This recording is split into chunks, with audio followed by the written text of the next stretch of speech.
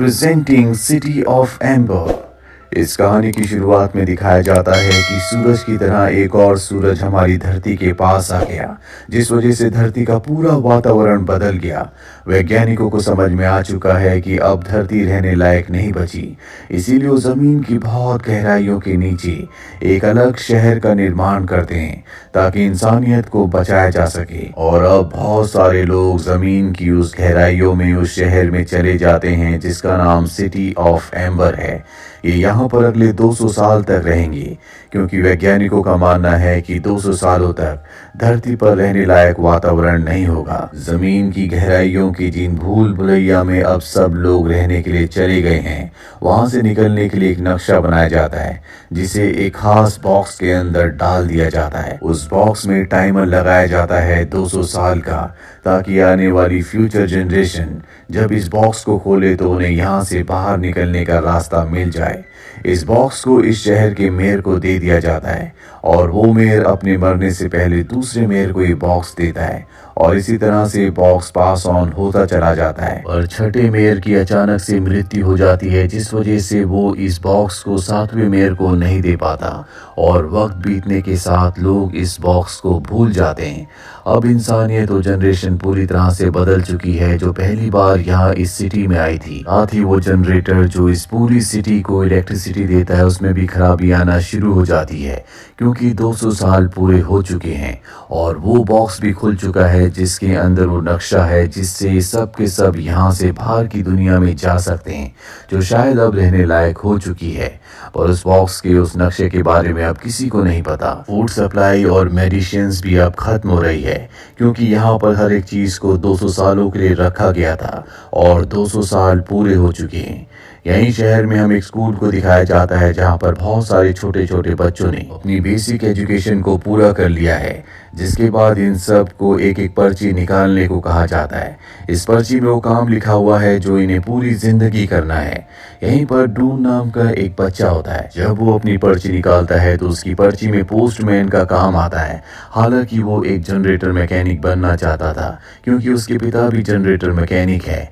वैसे भी यहाँ पर सबसे ज्यादा पर्चियां जनरेटर मैकेनिक की ही थी, पर उसकी किस्मत में पोस्टमैन का काम आता है। यहाँ पर डून की दोस्त भी है जिसका नाम लीना है, और लीना जब अपनी पर्ची निकालती है तो उसमें पाइप वर्क लिखा हुआ आता है, जो कि लीना को बिल्कुल पसंद नहीं होता। इसीलिए सीक्रेटली ये दोनों के दोनों अपनी पर्चियों को बदल देते हैं, जिससे लीना को बहुत खुशी होती है, क्योंकि वो हमेशा पोस्ट ऑफिस में काम करना चाहती थी।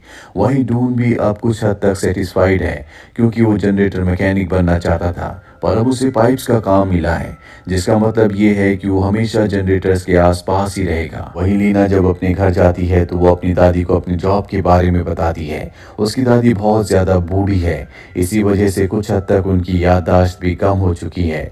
वो लीना से कहती है कि तुम्हें अपने पिता के मैसेज को हमेशा याद रखना चाहिए। दरअसल मरने से पहले लीना के पिता ने उसे बताया था कि बाहर की एक अलग दुनिया है और एक दिन हमें यहाँ से बाहर जाना होगा। उन्होंने उसे उस बॉक्स के बारे में भी बताया था जिसके अंदर बाहर जाने का नक्शा है, लेकिन लीना को ये सारी की सारी बातें झूठी लगती है। अगले दिन लीना जब काम पर जाती है तो देखती है कि कुछ लोग एक आदमी को मार रहे हैं। वो आदमी चीख चीख कर कह रहा होता है कि शहर के अंधेरे हिस्से में जहाँ पर किसी भी इंसान का जाना मना है, मैंने वहाँ पर एक बहुत बड़े क्रीचर को देखा, और उसकी बात पर कोई विश्वास नहीं करता और उसे पकड़ कर ले जाया जाता है। तभी लीना वहाँ पर आती है और देखती है कि वहाँ पर उस क्रीचर का सिंग है, जिस क्रीचर के बारे में वो आदमी बता रहा था। यानी कि लीना को उस क्रीचर पर अब पूरी तरह से यकीन हो चुका है। वहीं डून को दिखाया जाता है जो अपने काम पर जाता है। उसका जो सीनियर ऑफिसर होता है वो बहुत ज्यादा स्ट्रिक्ट होता है। डून उसे कहता है कि मुझे पता है कि यहाँ पर एक पाइपलाइन खराब है, मैं उसे ठीक करना चाहता हूँ। उसका सीनियर ऑफिसर कहता है कि तुमसे पहले भी कई लोगों ने कोशिश की है, लेकिन उस जगह को ठीक नहीं किया जा सकता। डून से और बाकी सभी से वो बहुत मेहनत करवाता है, पर डून किसी भी तरह से उस पाइपलाइन को ठीक करना चाहता है। इसीलिए जब उसका सीनियर ऑफिसर सो रहा होता है, वो उसकी जेब से उस नक्शे को चुरा लेता है जो पाइपलाइंस का नक्शा है, और अब उस नक्शे की मदद से आगे बढ़ना शुरू करता है। इस पूरे शहर में इतनी बड़ी बड़ी और इतनी लंबी पाइपलाइंस होती है, जिसके बारे में किसी को नहीं पता कि वो कहाँ से आती हैं और कहाँ जाती है। और अब डून लगातार आगे बढ़ते हुए कमरे के बाहर पहुंचता है जिसका नंबर 351 होता है। इस कमरे के बारे में नक्शे में कुछ भी नहीं लिखा होता, क्योंकि ऐसे ही किसी भी कमरे में जाना मना है, इसीलिए यहाँ से आगे बढ़ जाता है और अब वो एक दूसरी जगह पहुंचता है जो कि स्टोर रूम है, जहां पर हर एक खाने की सप्लाई को रखा जाता है। पर खाना अब लगभग पूरी तरह से खत्म होने वाला है। ये देखकर उसे बहुत दुख होता है। तभी यहाँ का गार्ड आ जाता है जो उसे पकड़ लेता है, पर इससे पहले कि वो उसे कोई सजा देता, इस पूरे शहर की लाइट चली जाती है। हालांकि जनरेटर को ठीक कर दिया जाता है, पर अब सबको पता है कि जनरेटर की लाइफ अब बहुत ज्यादा नहीं है, जल्दी हमेशा के लिए यहाँ पर अंधेरा हो जाएगा। वही लीना को दिखाया जाता है जो अपनी दादी से बॉक्स के बारे में पूछती है, जिसके बारे में उसे बताया गया था। दरअसल लीना की दादा इस शहर के छठे मेयर थे, जिनकी आकस्मिक मृत्यु हो गई, इसीलिए उस 7वें मेयर को बॉक्स को नहीं दे पाए। लीना उस बॉक्स को घर पर ढूंढना शुरू कर देती है। जल्दी उसे वो बॉक्स मिल जाता है, पर उसे नहीं पता कि उसे इस बॉक्स के साथ क्या करना है। वही शहर में सब लोग परेशान हैं, क्योंकि शहर में खाना, दवाइयाँ सब कुछ खत्म हो रहा है। लीना इसके बाद डून से मिलने के लिए जाती है और उसे उस क्रिएचर का सींग दिखाती है जो सींग उसे मिला था। वो चाहती है कि डून अपने पिता से सींग के बारे में पूछे कि ये असली है या नकली। डून अपने पिता के पास जाता है। उसके पिता बुक से देखकर बताते हैं कि ऐसा सींग तो होता है, पर इस दुनिया में इतना बड़ा कोई भी क्रिएचर नहीं था जिसका ऐसा इतना बड़ा कोई सींग हो। उसके पिता उसे बहुत ज्यादा नहीं बताते, क्योंकि वो नहीं चाहते कि डून यहाँ की चीजों को एक्सप्लोर करे। इसीलिए वो वापस लीना के पास जाता है और अब लीना उसे वो चीजें दिखाती है जो उसे बॉक्स के अंदर से मिली थी, जिसमें एक फटा हुआ कागज का टुकड़ा होता है, एक कांच का टुकड़ा जिस पर एक निशान है और एक प्लेट। और अब ये उन टुकड़ों को जोड़ते हैं जिनसे इन्हें बाहर जाने का रास्ता मिल जाता है। यहाँ पर कमरा नंबर 351 का भी जिक्र होता है, जिससे होते हुए बाहर जा सकते हैं। ये दोनों के दोनों अब कमरा नंबर 351 की तरफ बढ़ चलते हैं। तभी ये वहां पर एक लंगड़ाते हुए आदमी को देखते हैं जो इन्हें देखकर भाग जाता है। उसके हाथ में खाने के जो डिब्बे होते हैं वो नीचे गिर जाते हैं, और जब ये उन खाने के डिब्बों को देखते तो हैरान हो जाते हैं, क्योंकि इन डिब्बों के बारे में मेयर ने पूरे शहर को बताया था कि ये खत्म हो चुके हैं। और तभी यहाँ पर वो क्रिएचर आ जाता है जिसका टूटा हुआ सिंग लीना को मिला था। ये दोनों के दोनों यहाँ से भागते हैं और तभी लीना देखती है कि डून ने जो हेलमेट पहना हुआ है वो उसके पिता का था, क्योंकि उसके पिता का नाम उस पर लिखा हुआ होता है।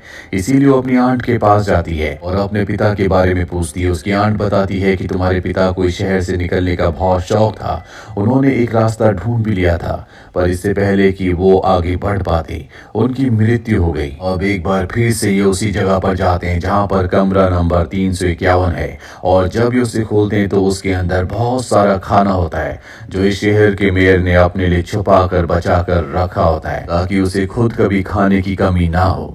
ये वापस लीना के घर आते हैं, जहाँ पर ये लीना के पिता की एक पुरानी रिकॉर्डिंग को सुनते हैं, जिसमें डून अपने पिता की आवाज भी सुनता है और समझ जाता है कि लीना के पिता के साथ उसके पिता भी उनके मिशन में शामिल थे। वो अपने पिता के पास जाता है और कहता है कि मुझे पता है कि लीना के पिता के साथ आप भी उनके मिशन में शामिल थे, आप भी यहाँ से बाहर निकलना चाहते थे, हमें उस खोज को दोबारा करना चाहिए। पर उसके पिता नहीं चाहते कि वो उस खोज को करे, क्योंकि उस खोज में ही लीना के पिता की मृत्यु हुई थी। वही लीना को दिखाया जाता है जो मेयर की पोल खोलने के लिए उसके ऑफिस जाती है, ताकि सभी को बता सके कि उसने खाना छुपाया हुआ है। लेकिन मेयर के जो लोग होते हैं वो भी मेयर के साथ मिले हुए होते हैं, इसीलिए वो उसे पकड़कर मेयर के हवाले कर देते हैं। लीना देखती है कि मेयर के पास एक बैज है जिस पर उसी कांच के टुकड़े वाला निशान है, जो कांच का टुकड़ा उसे बॉक्स के अंदर मिला था। और तभी यहाँ पर लाइट चली जाती है, जिसका फायदा उठाकर लीना मेयर के बैज को चुराकर यहाँ से भाग जाती है। और जब वो उस कांच के टुकड़े के साथ उसे मिलाती है, वो दोनों निशान बनकर एक कंप्लीट निशान बन जाते हैं, जो जनरेटर रूम के दरवाजे पर भी है। इन्हें लगता है कि ये उस दरवाजे की चाबी है। साथ ही मेयर ने इन दोनों को क्रिमिनल घोषित कर दिया होता है, जो भी इन्हें पकड़ेगा उसे अच्छा इनाम दिया जाएगा। ये दोनों के दोनों जनरेटर रूम में पहुंच जाते हैं और उस चाबी का होल ढूंढना शुरू कर देते हैं जो इन्होंने मेयर के बैज से और कांच के टुकड़े से बनाई है, पर इन्हें उसका होल नहीं मिलता। अब ये नक्शे में यानी कि कागज में आगे की इंस्ट्रक्शन पढ़ते हैं, जिससे इन्हें पता चलता है कि इन्हें एक अलमीरा को हटाना होगा। और जब ये वहां पर रखी अलमीरा को हटाते हैं तो अंदर का एक रास्ता बन जाता है जहां पर और भी बहुत सारी अलमीराज होते हैं। इसके बाद ये आगे की इंस्ट्रक्शन को पढ़ते हैं। इसमें लिखा होता है कि व्हील को घुमाओ, और जब ये व्हील को घुमाते हैं तो एक सीक्रेट चेम्बर खुलता है जिसके अंदर अलमीरा चली जाती है, और ये भी उस सीक्रेट चेम्बर के अंदर एंटर करते हैं। ये देखते हैं कि इनके सामने एक बहुत बड़ी नदी है, और जिसे अलमीरा समझ रहे होते हैं दरअसल ये अलमीरा नहीं बल्कि यहाँ पर एक तरह की नाव रखी हुई है, यहाँ से निकलने के लिए बनाई गई है। अब वो पानी में जाते जाते आगे एक व्हील के सामने रुक जाती है क्योंकि पानी का जो लेवल है वो बहुत कम है, और अगर इस नाव को यहाँ से निकलना है तो पानी का लेवल और भी ज़्यादा होना चाहिए। ये आगे की इंस्ट्रक्शंस पढ़ते हैं जिसमें कंट्रोल रूम के बारे में लिखा होता है। ये दोनों कंट्रोल रूम के पास जाते हैं और वहां पर इन्हें वो की होल मिल जाता है जो कि इन्होंने मेयर के बैज से और उस कांच के टुकड़े से बनाई थी। ये उस की से कंट्रोल रूम को खोलकर उसके अंदर जाते हैं और देखते हैं कि बाहर जितना भी मैकेनिज्म है उसे यहाँ से कंट्रोल किया जा सकता है। ये 4th नंबर की इंस्ट्रक्शन को पढ़ते हैं जिसमें थ्रस्ट के बारे में होता है, और जब ये उस बटन को ऑन करते हैं तो बाहर जो बहुत बड़ा व्हील था जिसके आगे बोट यानी कि नाव रुक गई थी वो घूमना शुरू हो जाता है, जिससे पानी का लेवल बड़ी तेजी से बढ़ना शुरू हो जाता है। साथ ही इन्होंने जो अभी मैकेनिज्म ऑन किया होता है इससे पूरे शहर में इलेक्ट्रिसिटी की पावर बहुत ज्यादा बढ़ जाती है, जिससे बल्ब फूटना शुरू हो जाते हैं। साथ ही अब सिटी में पानी भी आना शुरू हो गया है। मेरे को लगता है कि अब पूरी सिटी डूबने वाली है, इसीलिए वो उस रूम में चला जाता है जहाँ पर उसने फूड छुपाया होता है, क्योंकि उसे पता है कि ये रूम पूरी तरह से सुरक्षित है। भले पूरे शहर में पानी आ जाए पर यहाँ पर पानी नहीं आएगा। पर यहाँ पर वो क्रीचर आ जाता है जिसका सिंग लीना को मिला था और वो मेयर को मार देता है। वही लीना और डून पानी के बढ़ने का इंतजार कर रहे होते हैं, लेकिन तभी वो व्हील जो घूम रहा होता है वो किसी चीज के अटकने से रुक जाता है, और अगर वो नहीं घूमेगा तो पानी का लेवल नहीं बढ़ेगा, ये लोग यहाँ से बाहर नहीं निकल पाएंगे।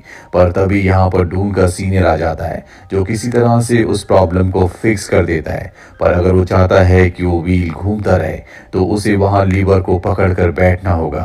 वो डून से कहता है कि तुम यहाँ से निकल जाओ। हालांकि डून उन्हें ऐसी हालत में छोड़कर नहीं जाना चाहता, लेकिन उसके पास कोई भी ऑप्शन नहीं है। लीना अपनी सिस्टर को भी अपने साथ लाई होती है और ये तीनों के तीनों उस नाव में बैठ जाते हैं, और जब पानी का लेवल व्हील से भी ऊपर हो जाता है तो ये तीनों के तीनों इस जगह से नाव से निकल जाते हैं। इनकी नाव एक टनल से बहते हुए पानी के आखिरी छोर तक पहुंच जाती है जहां पर इन्हें दूर रोशनी दिखती है। इनके सामने बहुत ही लंबी सीढ़ियां होती है और इन सीढ़ियों से चढ़ते हुए ये इस जगह से बाहर आ जाते हैं। ये अपनी जिंदगी में पहली बार धरती की सतह पर आए हैं, और इसका कोई फायदा नहीं होता। धरती में चारों तरफ अंधकार होता है।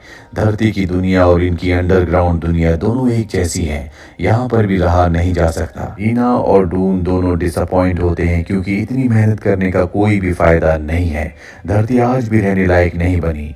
पर कुछ ही देर बाद सूरज निकलता है और ये देखते हैं कि धरती में चारों तरफ हरियाली है।